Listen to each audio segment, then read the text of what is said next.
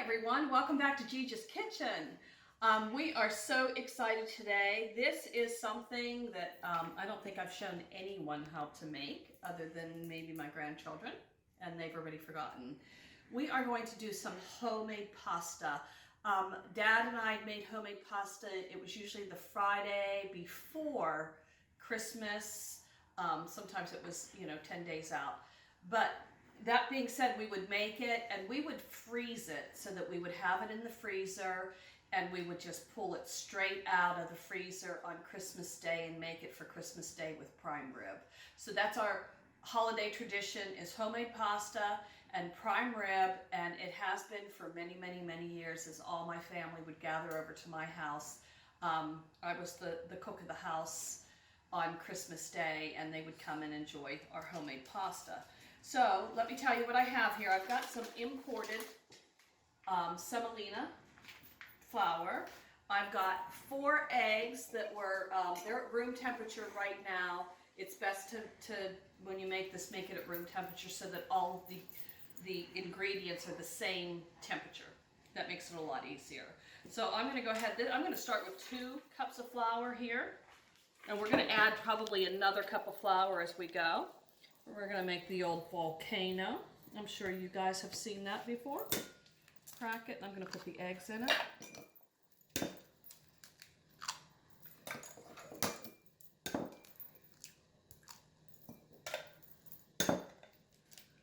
Again, I'm using my hands because that's just what I do.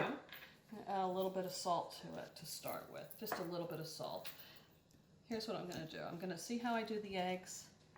We're pulling all the eggs together as if we're using, you can use a fork.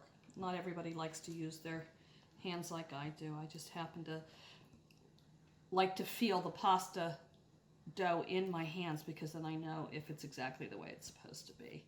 Okay, so see, I kind of broke everything up and together, and now I'm going to start adding the flour from the sides. Let me go ahead and I have this actually on parchment paper. You can just use the countertop if you want and flour it down, or you can use, we have done wax paper before, but I thought the parchment paper this time would work. And you see it's all coming together. And in a second I'm going to add some more flour to it. Should have had it in a cup ready to roll. Go ahead and add it to here so that I can add a little bit at a time. Add it right to the wet spot. I always have a little bit of water handy in case it feels like it's drying out.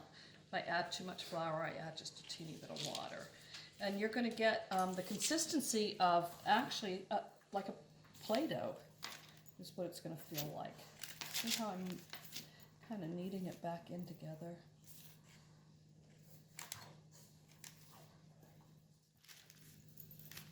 Go ahead and add a little bit of water to it. This is warm water again. I didn't use cold. Remember, all the ingredients are about the same temperature. That makes it work better.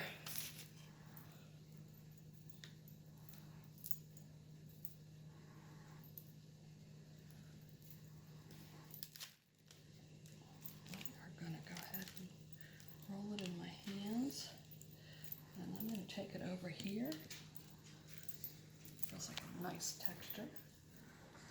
Ordinarily, I would get more of this into it, but for the sake of time, we're going to do it like this. Okay. So I'm going to take it over here.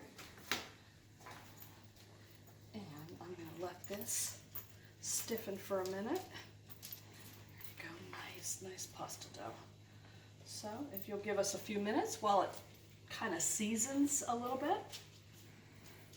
I'm going to go ahead. Oh, this feels so nice and soft. Perfect. All right, we'll be back in a few minutes and we'll start rolling it out.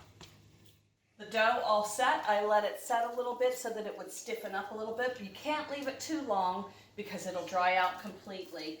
You can see here I've rolled some out. I'll show you how I roll it out. And then once I had it all rolled out, I made the noodles, and we're going to go through that process in just a minute.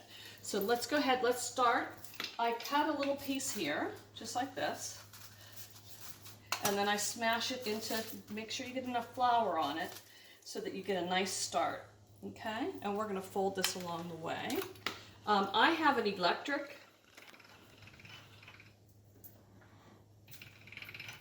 motor for this.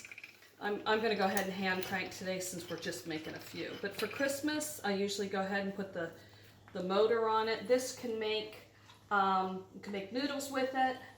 I've got, if you do it this way, you can make lasagna noodles with it. You can make nice long lasagna noodles. I've got a ravioli plate that we make ravioli sometime on Christmas. Most of the time I just make plain old noodles. It goes pretty good with the prime rib and a nice big salad and of course some good Italian bread. So I'm going to roll this through and it's starting to take, and then I just kind of crank it down a little bit. This gets thinner and thinner as I crank it down. I'm going to go ahead and crank it a little bit more. And you can see it's getting nice and thin now.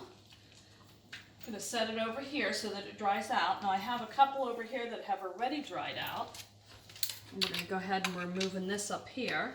So you have a couple different sizes here. You've got what's equivalent to a fettuccine. This is more like a spaghetti.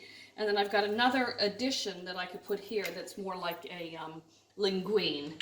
I'm making fettuccine today just because I want something thick.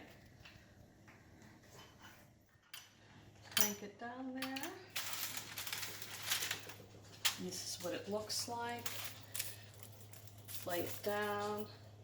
Put a little flour on it so that it separates. And then if I'm making a large amount, I'm going to have it on a big platter. And as it dries out like this, I'm going to go ahead and I'm going to take all of this and I'm going to put it right in the freezer, and that's where it will stay. I might slide it in bags if I want to make it smaller portions, but usually I have something specific to our Christmas Eve pasta, or Christmas Day pasta. So that is fettuccine. I have some water over here. Come on over. I'm going to add a boatload of salt to it because there's very little salt in the pasta. We're going to go ahead and dump that in just like it is. This is how they do it in a restaurant. They make fresh pasta just like that, and they'll stir it around. And it doesn't take long. You're going to want it nice and al dente. And while that's cooking, let me show you what the finished product looks like. All right, come on over here. So now we've got the finished product. These are the homemade noodles that you can see right here. I put them in a bowl.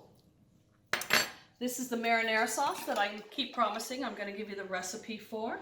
It's got some nice olive oil in it. We'll go ahead and put that on there. Some red pepper seeds. And then I'm going to put a little bit of cheese on it. We're going to go ahead and add the basil to it on top of the cheese. And I actually like a little bit more olive oil on it. And let's go ahead and mix it up and give it a good taste. I guess you would call it kind of a pomodoro. Well, the fettuccine is a little bit harder to get on the fork, but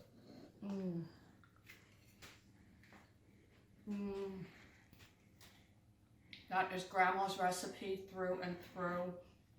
I know she'd be so proud of me. It is so good.